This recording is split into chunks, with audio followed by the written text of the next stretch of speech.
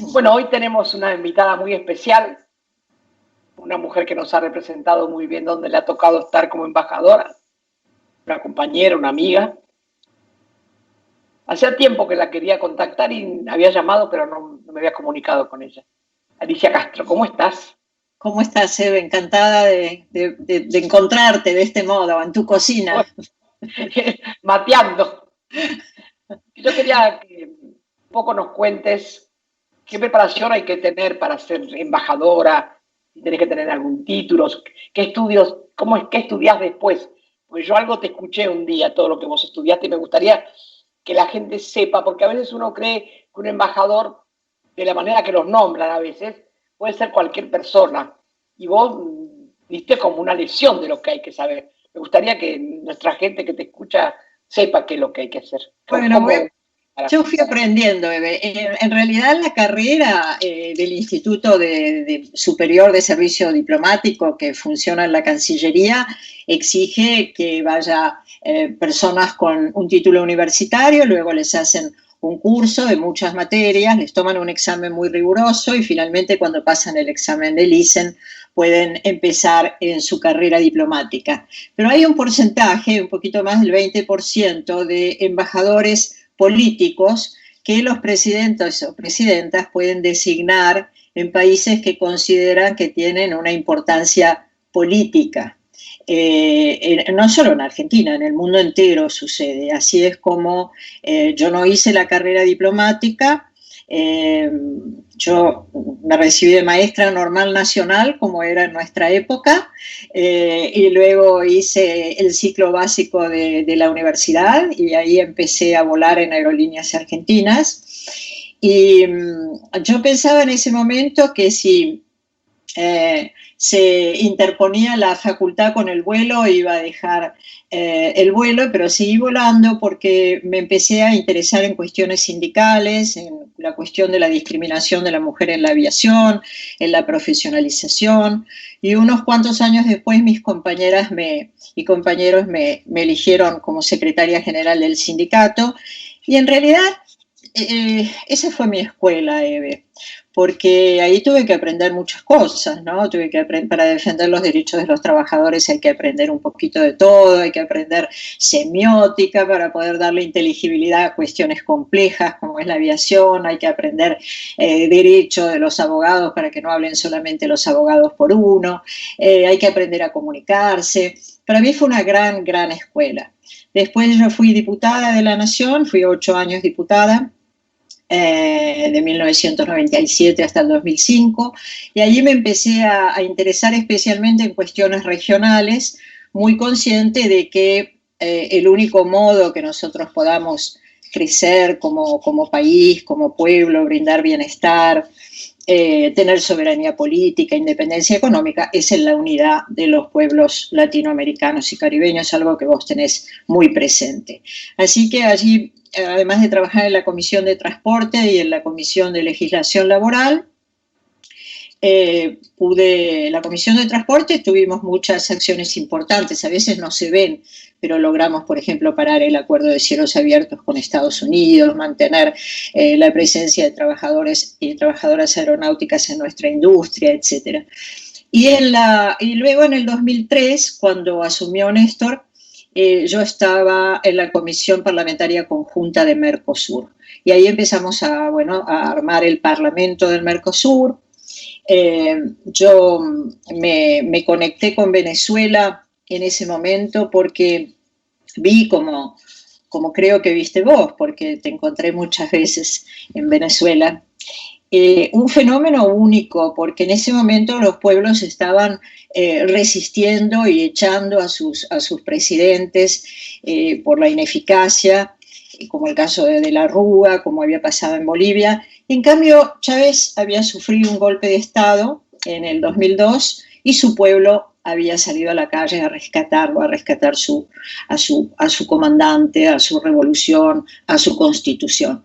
Entonces fui especialmente a ver de qué se trataba ese fenómeno extraordinario de liderazgo, de convicción y también de todo el proceso constituyente, ¿no? De cómo un pueblo cuando dicta sus propias normas, que se discutían además. El proceso constituyente en Venezuela se discutía en las calles, en comités de aguas, comités de Y vos tierra. viste cómo él le dio tanta importancia a las radios, porque en realidad a él lo sacaron por la comunicación que tuvieron entre sí, la gente para ir a buscarlo, ¿no? La importancia que le dio, cosa que nosotros acá siempre estamos, no tenemos nada de nosotros casi. Todavía hoy, ¿eh?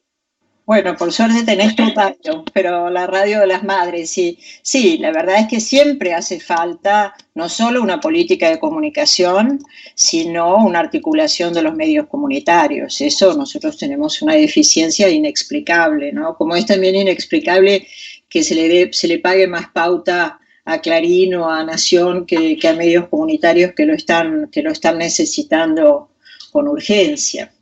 Y luego, bueno, por supuesto que en el 2005, en el 2006, Néstor me designó como embajadora en Venezuela, porque yo ya había trabajado mucho, no solo en la cuestión regional, sino también había sido autora del proyecto para que Venezuela se incorporara al Mercosur, consciente del extraordinario dinamismo político y también energético, la ecuación energética que esa incorporación traía al bloque.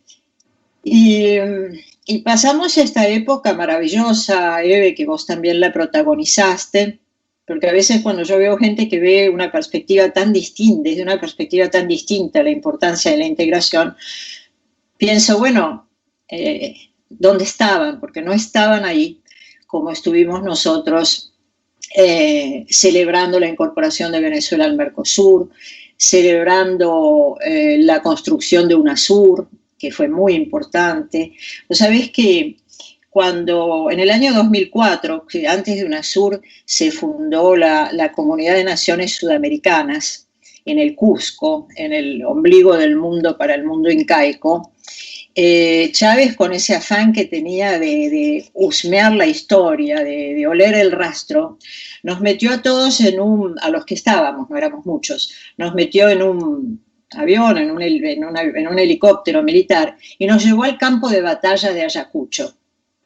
Ahí todavía me causa emoción y piel de gallina, porque había una llovizna fina hacia el pie de los Andes peruanos, del Condorcarqui, y se trataba de rememorar esa gesta increíble en que peleamos todos los latinoamericanos y le dimos la estocada final al imperio. Y nosotros, Eve, éramos 3.000 y los realistas eran 10.000. Y el mariscal Sucre, que tenía 22 años, que dicen que era bello como un sol, se paseaba a caballo por las distintas tropas. Allí estaban también nuestros granaderos, ya hacía 5 años que habían salido de Argentina, estaban descalzos, con pulgas, estaban, bueno, los ejércitos de toda Latinoamérica. Y para animarlos en esa escasez de soldados que teníamos, Sucre arengó a cada tropa recordándole sus propias victorias, ¿no? Y eso es lo que nosotros tenemos que hacer, Eve, cuando se habla tanto de la correlación de fuerzas como un justificativo para no hacer cambios. O por qué no, la correlación de fuerzas. La correlación de fuerzas está para cambiarla, está para animarnos a hacer cosas. Por eso yo insisto en recordar nuestras batallas, ¿no? Como tantas que vimos. Y tantas batallas ocultas. Cierto. Porque hay cantidad de batallas que se ocultan. Nosotros tenemos la experiencia de las madres, la gente no sabe nada de lo que hemos hecho, lo que hemos recorrido el mundo, las cosas que hemos participado. Acá en la Argentina no se publica nada de las madres. Esas son batallas que hemos dado a poncho y talón y con mucho esfuerzo de nosotras, de las que participamos, de las que íbamos. Porque si uno no se interesa por lo latinoamericano, no estás interesándote por lo que se interesaban nuestros hijos. Por eso me interesa mucho que tu mirada, que lo que estás contando ahora, que es maravilloso, lo sepan. Porque mucha gente cree que un embajador dice, bueno, va a tener una embajada acá. No. Hay que ver cómo te representan esos embajadores. Si están de adorno o están para hacer la batalla que hay que hacer, ¿no? Me parece que eso que contás, sobre todo cuando uno piensa en Chávez, Néstor, Correa, que lo que pasó, que es una maravilla era eso, ¿no? Ahora el presidente dijo que va a trabajar otra vez para la UNASUR.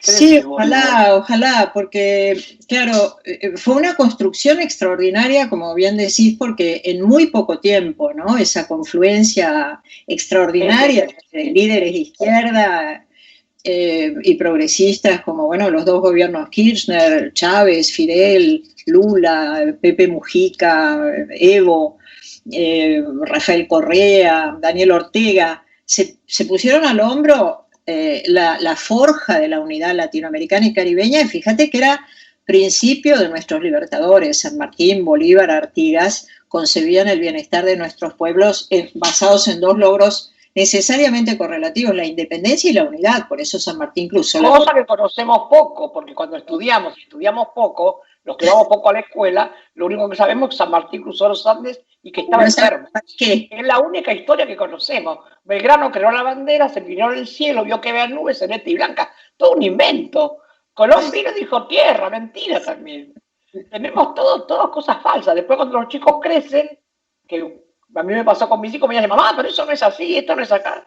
Y vos decís, claro, tienen razón, no conocemos. No conocemos nuestra historia. Me parece que ahí está la clave de lo que vos estás hablando. Y sí, porque claro, yo me acuerdo también, yo en el colegio estudiaba más donde quedaba el río Éufrates y el Tigris que donde quedaba el Amazonas y el Orinoco. No se enseña a amar, ¿no? Porque nadie ama lo que no conoce. Exactamente. Ni siquiera, mira, cuando se habla del 9 de julio de 1986, de 1816, de la declaración de nuestra independencia en Tucumán, se dice que se declaró la independencia de las Provincias Unidas del Río de la Plata. No, se declaró la emancipación de las Provincias Unidas de Suramérica. Nosotros acá fuimos una vanguardia latinoamericanista y San Martín fue la vanguardia latinoamericanista, ¿no? Se encontró con Bolívar y habían aprendido de Miranda y juntos se dieron cuenta muy rápidamente que después de la independencia tenía que venir la unidad. Por eso San Martín, que tampoco se sabe que le pidió permiso a los indios antes de cruzar los Andes y le dijo, no es que no se sepa, digo, no se repite lo suficiente, le dijo, ustedes que son los dueños de esta tierra, si le permitían cruzar las altas cumbres, y los caciques, por supuesto, que lo admitieron. Siempre con la idea liberadora, nada de ser que nos vamos a quedar con Chile porque lo liberamos, o si liberamos Perú, no, nada, con la idea de liberar a los pueblos. Eso es lo que nunca se rescate, que hay que poner firme.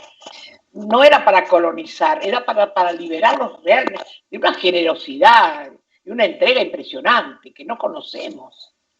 Y luego ese concepto de unidad imprescindible, unión y más unión, decía Bolívar hasta el final, se fue soterrando, se fue escondiendo, las burguesías nacionales lo fueron postergando, hasta la década pasada, que nosotros lo vivimos, tuvimos la suerte, la dicha, la alegría de vivir eso, de vivir la reconstrucción del bloque de América Latina y del Caribe, después de UNASUR, un paso superior, la Comunidad de Estados Latinoamericanos y Caribeños, que se fundó el 3 de diciembre del 2011, estaba Cristina, estaba Chávez, estaba Lula, etc.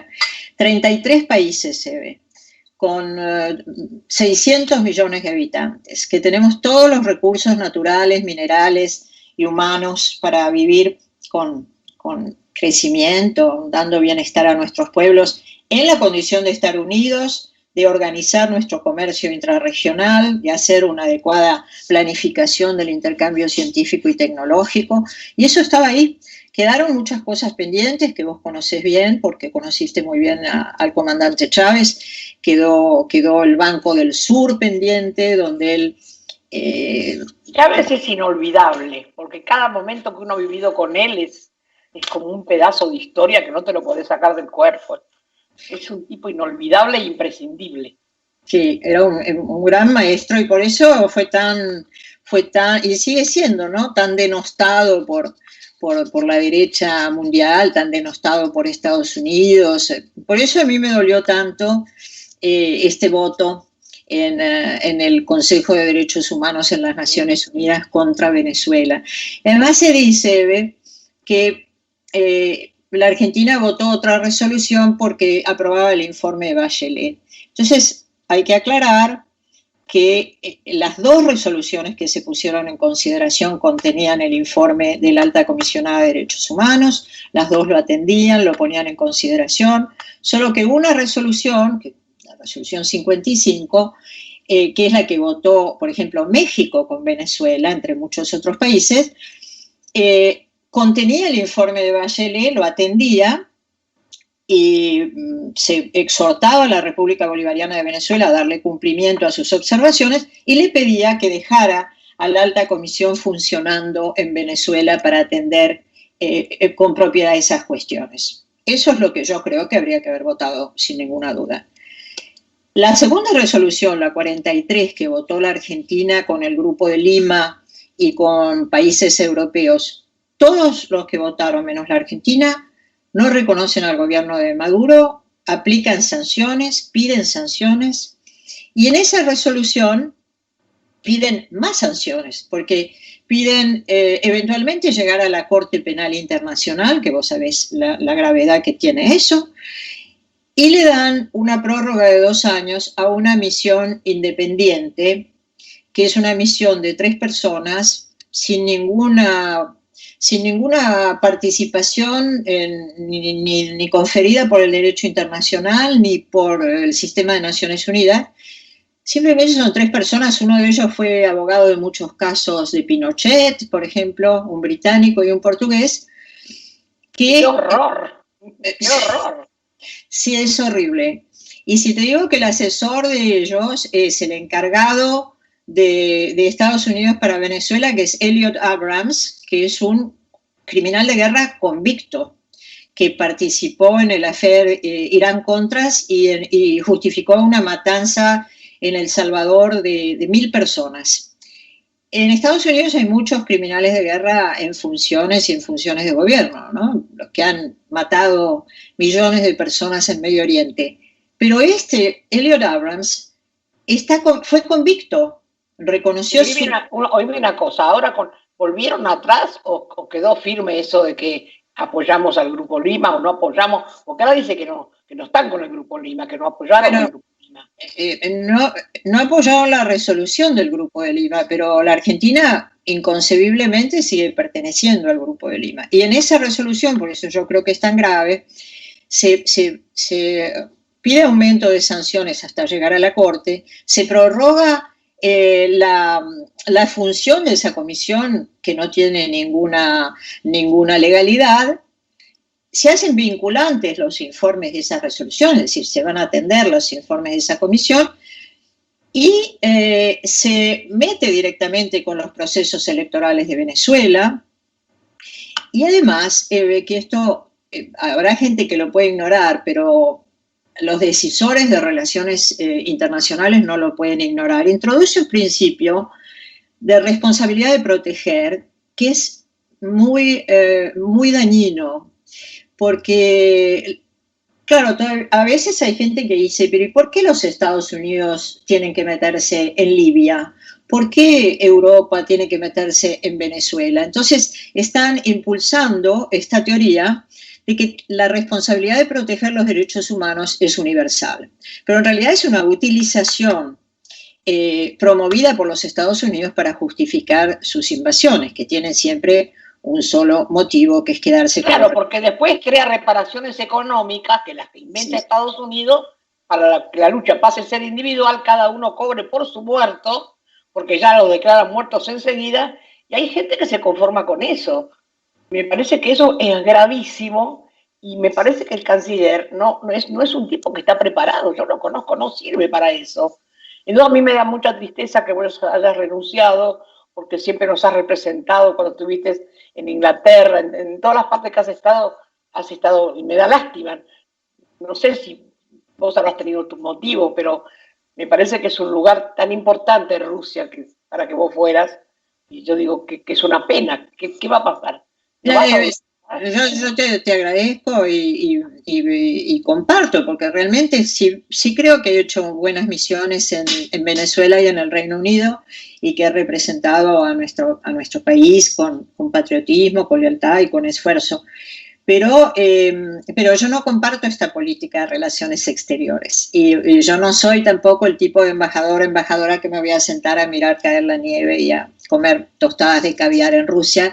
Yo necesito, cualquiera necesita estar imbuido de la política de relaciones exteriores. Es decir, nosotros acabamos de votar hace unos días, el 6 de octubre, con Gran Bretaña contra Venezuela, Eve. Es Con decir, Gran Bretaña, que se quedó con la plata que puso Maduro, dice que se la va a devolver a este otro que no tiene nada que ver con un presidente. Reconocen presidente a un tipo que no es presidente. Es muy loco eso. es muy loco y no se puede acompañar eso. Nosotros no podemos votar contra un país hermano de Latinoamérica. No se trata si le gusta más o menos Maduro, se trata de los principios. En la Un Argentina pueblo también. Estamos hablando de un pueblo, no estamos hablando de una persona. estamos hablando de un pueblo. Estamos hablando de un pueblo que además tiene bloqueado el 99% de sus divisas. Están sufriendo mucho porque, como sabés también, Venezuela es un país con una producción industrial muy deficiente.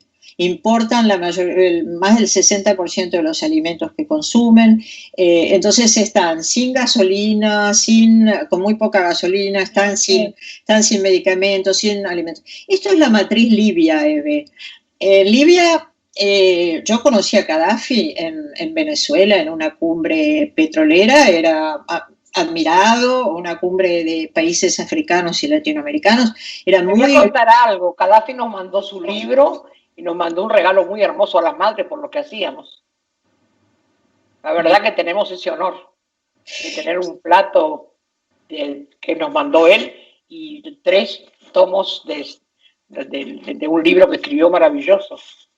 Bueno, yo me La acuerdo, verdad que eso fue, o sea, Gaddafi yo lo vi entrar en esa cumbre, estaba con Cristina, estaba Rafael Correa, estaba Lula, estaba Evo, estaba Chávez era el anfitrión, era una cumbre energética, y los países africanos que lo admiraban mucho porque Libia era el país más próspero del África.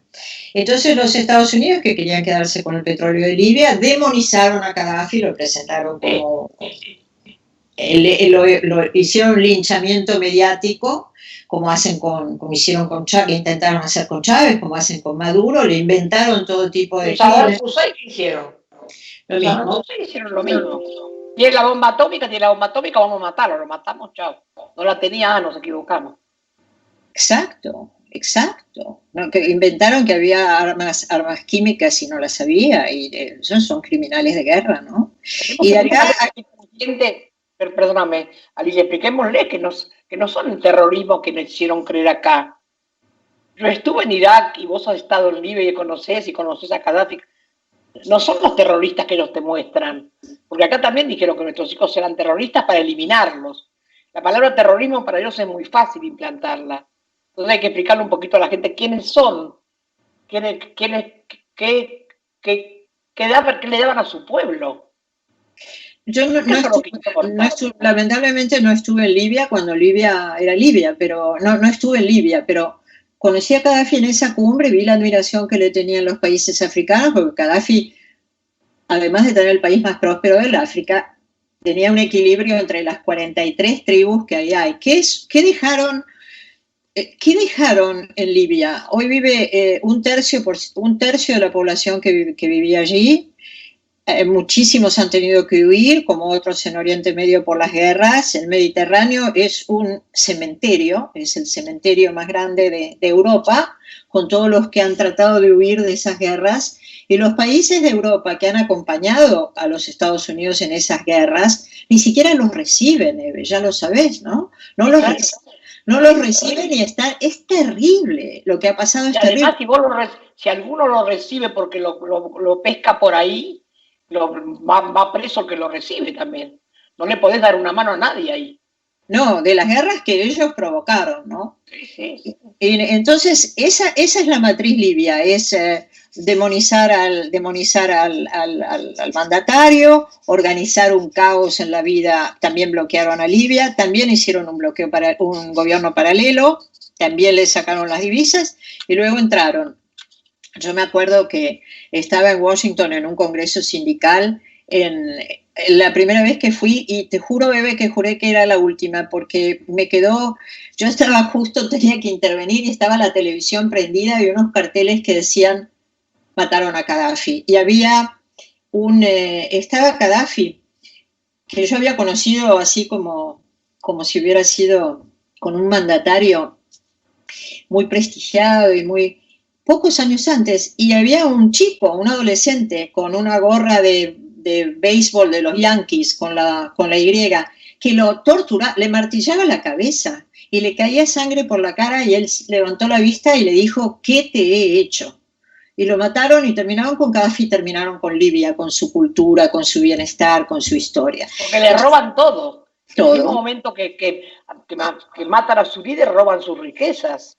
Bueno, No vos te dejan acordás que nada. además ponían esas fotos obscenas del oro de Gaddafi, era el oro de Libia, no el oro de Gaddafi. Y ese es Exactamente. exactamente la misma exacta matriz que intentan aplicar en Venezuela, que tiene, en realidad nosotros más que castigar a Venezuela, Eve, vas a coincidir conmigo, Argentina debiera estar agradecida a Venezuela, cuyo pueblo tiene una resistencia ejemplar, ¿no? Tiene una No, resistencia. Porque si está los... preparado. Chávez preparó a un pueblo porque le dio todo lo que el pueblo necesitaba. El pueblo Así lo es. ama a Chávez y ama lo que consiguieron. No lo van a perder así nomás. Es un pueblo muy aguerrido el venezolano. No se lo van a sacar así nomás. Entonces, ¿cómo podemos votar nosotros contra quienes lo sancionan, contra Pero quienes piden no podemos autorización? pedir que se vaya el canciller, que pongan un canciller como la gente y que vos y que otros que a lo mejor también pueden ser buenos representantes, estén donde tienen que estar, porque es muy injusto que Pero los el vos que problema tenés una es, experiencia que nos podés representar bien, te tenés que quedar en tu casa. Y el canciller, que lo único que sabe es criar caballos de polo, que se vaya a criar los caballos de polo, si nosotros no le vamos a decir nada, ni le vamos a pedir nada. pero no, o sea, no es que tenga mucha simpatía por él, pero también por otras razones, ¿no? Porque fue quien introdujo el glifosato en la Argentina, tampoco me parece una medida que fuera, si ahora está promoviendo otras cosas otras cuestiones como las mega chancherías, en fin, creo que para el campo tampoco es bueno, pero no se trata de él, ¿eh? No es que quiera disculparlo, pero no es una persona, Eve, son las políticas, no podemos ser ingenuos. Además, quien tiene mucha más influencia realmente en la política exterior es Gustavo Vélez, que se ocupa de asuntos estratégicos en la presidencia, pero no se trata de personas, se trata de cuál es la orientación política. Y hay gente que le tiene mucho miedo a las tapas de los diarios, la gente se creyó, no sé, debe haber habido gente que creía que, no sé, que si nosotros votábamos... Si vos te vas a fijar en la tapa de los diarios y en lo que dice el enemigo, no haces nunca nada. El enemigo Nunca. trata de denostarte, de difamarte, de inventar. Uno tiene que tener una concepción clarísima de qué es lo que quiere hacer. No es que a Néstor y a Cristina no les dijeron de todo y les hicieron de todo. Sin embargo, tienen el mismo pensamiento, la misma conducta.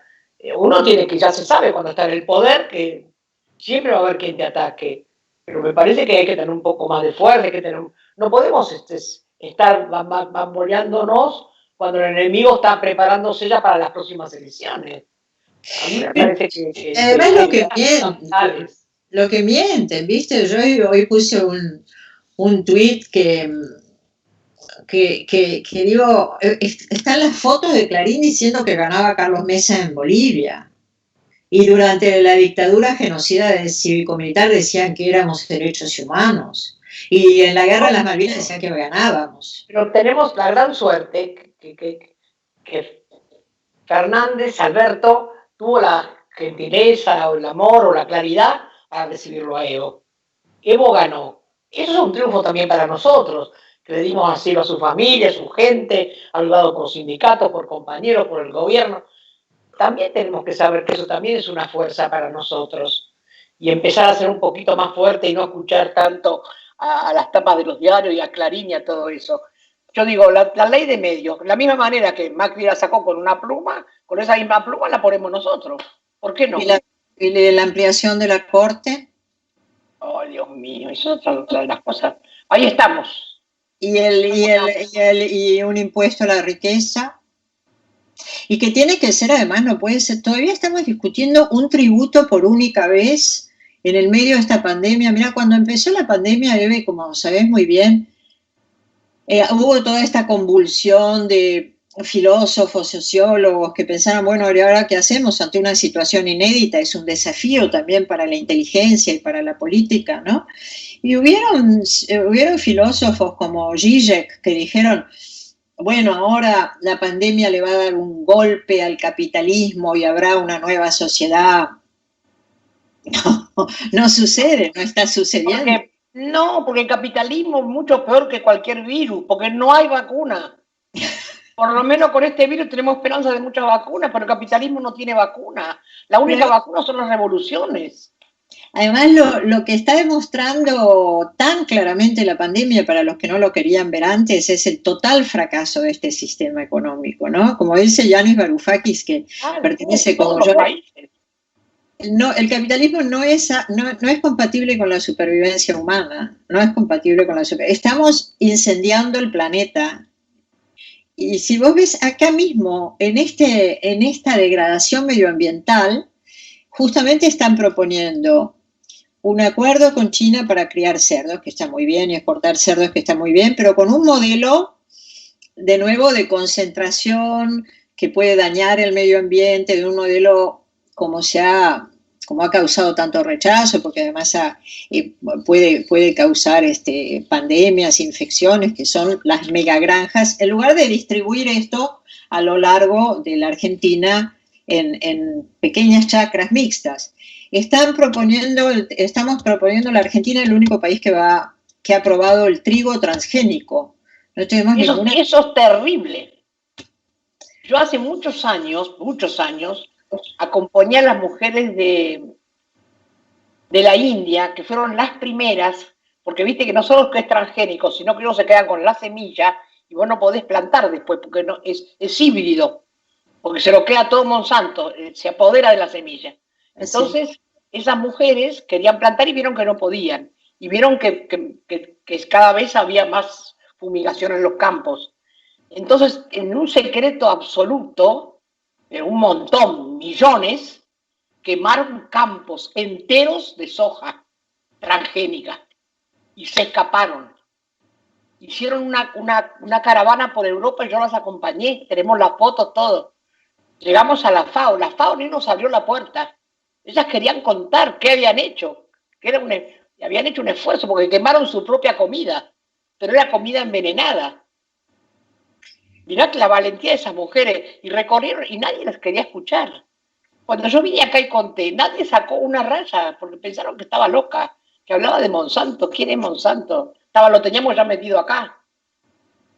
Y estas cosas que pasan, que ahora otra vez traen acá el trigo transgénico, ya bastante con que fumigan los campos, que la gente se muere, se envenena y mueren los niños de cáncer, que todavía no hemos solucionado ese problema. ¿Cuántas familias están reclamando que no fumiguen más y siguen fumigando? Y este trigo transgénico, estuvimos el otro día en la Internacional Progresista con un especialista que nos explicaba que tiene glufosinato,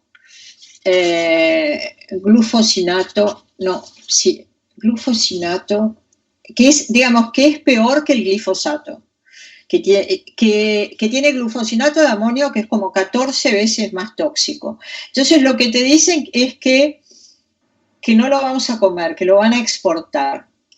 Pero esa necesidad no existe, nadie está necesitando ese trigo transgénico, nosotros tenemos abastecimiento. ¿Quién nos dice que lo compran para hacer aceite y nos va a tomar el aceite a nosotros? A ver, ¿qué hacen aceite de maíz con esto? ¿Y qué hacemos? No, es el trigo. El trigo no, ya sé, pero ¿no sabes cómo hacen? ¿Cómo mezclan? Sí, claro. De repente sacan de la venta un montón de aceites que no tienen nada de lo que te dice. O la soja, que dicen que no la comes, que es comida de animales, pero casi todos los alimentos procesados tienen lecitina de soja y lo terminas Sí, comiendo. sí, sí. Por eso digo, estos filósofos tan atractivos, tan optimistas como Gille que otros que dijeron la pandemia va realmente a demostrar dos cosas, creo, la ineficacia, el fracaso del sistema económico y la enorme violencia de la desigualdad, ¿no? Porque acá en Buenos Aires, donde vivimos vos y yo, siempre hubo desigualdad, ya estaba naturalizado, la gente durmiendo en la calle, la gente sin agua, la gente sin luz, la gente sin computadora, pero lo que antes era una injusticia ahora puede ser letal. Y sin Además, embargo, está como normalizado. es Y bueno, normalizado. ¿qué vas a hacer? Te tocó ser pobre como si te tocó la lotería, ¿viste? Y yo, y bueno, sabés que yo la otra vez hablé y no me creen. Aparecen grupos de niños en lugares muy alejados, Santiago, en Chaco, a lo mejor 10 o 12 niños que no tienen ni papá ni mamá, que se alimentan en el monte, que nunca usaron calzado, que hay que traerlos a la ciudad. Y nadie se ocupa, sí, hay gente que se ocupa, por eso me entero. Por eso Capitaní trabaja muchísimo. Pero te digo, no puede pasar eso, porque no importa que son de una etnia, a mí no me interesa. Una etnia somos nosotros, que ya estamos también pensando que, bueno, total, son hijos de indígenas, estarán acostumbrados a estar descalzos. Y ellos no saben dónde están su papá y su mamá, capaz que se los llevaron para sacar ajo, para saber para qué, y no vuelven. Y son chiquitos que no saben cuándo nacieron. Es muy terrible las cosas que pasan. Hace poco aparecieron unos niños que nunca habían usado calzado. Es muy, no estamos viviendo, ¿en qué siglo estamos viviendo? Y yo cuento esas cosas y a veces no me creen, porque siempre creen que estoy alucinada, ¿viste? ¿Quién no te va a creer Normal. a vos, Eve, que hablas siempre con la verdad? ¿Quién no te va a creer? Sí, bueno, pero es difícil a veces entender estas cosas. Y cuando yo le decía al presidente que está lleno de nadie porque no tienen documento, menos mal, ahora le va a dar el documento. Pero no solamente no tienen documento los argentinos, hay también de muchas etnias que no son argentinas, que son paraguayas, que son bolivianas, pero también viven en nuestro país. Entonces ya estamos seleccionando, le vamos a dar documentos nada más que a los argentinos. Y a los que viven en otros países, ¿por qué no le vamos a dar documentos? Van a seguir siendo nadie. Bueno, está en nuestro preámbulo de la Constitución, ¿no? Para nosotros y para todos los que quieran habitar el suelo argentino. Pero además, a mí me da mucha preocupación, Eve, que estamos perdiendo un momento crítico, único en la historia de la humanidad, que nos estamos demostrando que podemos tomar acciones colectivas de tanta envergadura como haber decidido quedarnos en nuestras casas, suspender toda actividad comercial, económica, social para cuidar nuestra salud. Podríamos tomar otras decisiones colectivas de una envergadura semejante para cuidar la salud del planeta, para cambiar el sistema económico. ¿Quién paga los costos de la pandemia? Los ricos en la Argentina y en el mundo han decidido no pagar impuestos. El presidente Donald Trump pagó en el año 2015 $750 de impuestos que vos debés de haber pagado más y yo también, ¿no? Es decir, se ha naturalizado que no pagan impuestos y digamos, hay un modo de resolver eso. Nosotros tendríamos, ahora que se va a tratar el presupuesto, me parece a mí que tendríamos que estar hablando de un presupuesto, de un tributo mayor para las grandes fortunas, pero no por única vez como si fuera un gesto de caridad, sino porque es lo que corresponde que paguen más quienes más tienen, ¿no? Diego cuando llegó pudo hacer lo que hizo, que no dejó una compañía yankee, nada que era de los yankees quedó en Bolivia, y lo pudo hacer en soledad. Y el proceso económico más exitoso de América Latina, el de Bolivia, en términos del crecimiento que tuvieron. ¿Sabés qué? Y además, bueno, como sabemos, Lucho Arce era el que salió electo ahora, fue el ministro de Economía, y Choquehuanca el canciller, ¿no? Lucho Arce, con el plan económico, hicieron un plan, ¿no? Hicieron un plan muy riguroso y muy pensado. extendieron 10 años la expectativa de vida de los bolivianos y las bolivianas, ¿no? Ahora hay gente que mide en otros registros, que miden la aprobación del Fondo Monetario, de los inventos de las calificadoras de riesgo. Los bolivianos decidieron medir la vida, ¿no? No, no, yo que conocí Bolivia de hace muchos años, yo empecé a viajar a Bolivia en el 79 y viajé siempre, pero estuve cuando sacaron a Lidia Gayler, cuando mataron a Quiroga Santa Cruz, estuve muchas veces con cosas muy duras, que lo conozco mucho a Evo, y veo cómo él se preocupó y cómo pudo él y por qué no podemos nosotros. Yo le hice una carta a la mujer esta del Fondo Monetario, que no le importa nada, no le llega nada, pero por lo menos para que la gente viera lo que pensamos las madres, porque ella no paga nuestras deudas, porque si nosotros tenemos que pagar la deuda de otro, a ver si ella le paga la deuda a alguien. ¿Dónde se inventó esto? Que Macri se gastó la plata, la sacó del país, no sabemos qué cara hizo y nosotros tenemos que pagarlo. ¿Quién lo encontró? ¿Dónde lo encontraron escrito? Que se lo cobren a Macri. Resulta que no lo cobran a nosotros, no es posible eso. En la cabeza de cualquiera, no hay que ser economista. No me vengan con que tenemos que pagar las deudas porque no podemos deber, porque nosotros queremos ser buenos. No quiero ser buena. Con los yanquis no quiero ser buena, no le quiero pagar. Yo no quiero que le falte a la gente como le falta comida, que cada vez los bolsones tienen menos comida. Conozco mucho eso. Y a mí no hay, no me alcanza, a mí no me, por más que me llamen y me expliquen, las cosas que precisan muchas explicaciones porque no son claras. A mí esto de tener que pagar una deuda que no es nuestra, me parece que es un disparate. Yo no sé si se puede, si no se puede, si es legal, si no es legal. ¿A dónde está la legalidad? Que un tipo choreó todo, se lo llevó fuera del país y lo paguemos nosotros.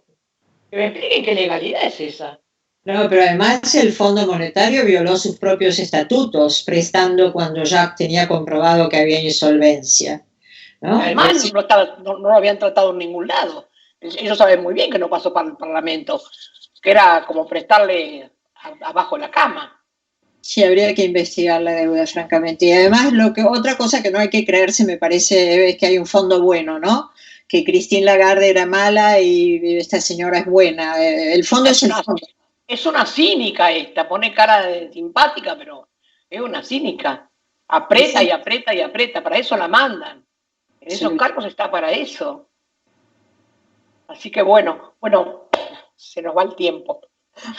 La verdad que para mí es un orgullo enorme, pero me gustaría pensar que podés volver, que se van a arreglar las cosas para que vos puedas tomar tu cargo, que es tan importante para nosotros. Para muchos de nosotros es muy importante estar bien representados afuera. Nos hace falta, porque si no, no tenemos lazos, no sabemos qué pasa. Los embajadores son los que nos tienen que atender cuando uno sale. Y a veces, cuando uno tiene esperanzas en determinadas cosas y se cortan, también se cortan muchos otros lazos. Así que yo te pido que siempre estés pensando que algo se puede arreglar para que vos puedas volver. Así que bueno. Yo he renunciado, pero yo no me voy del frente de todas y todos. Yo no me voy, pero yo estoy segura que vos valorás que uno diga lo que piensa y haga lo que dice. Sos nuestro ejemplo. Bueno, muchas gracias por todo. Chao. A vos.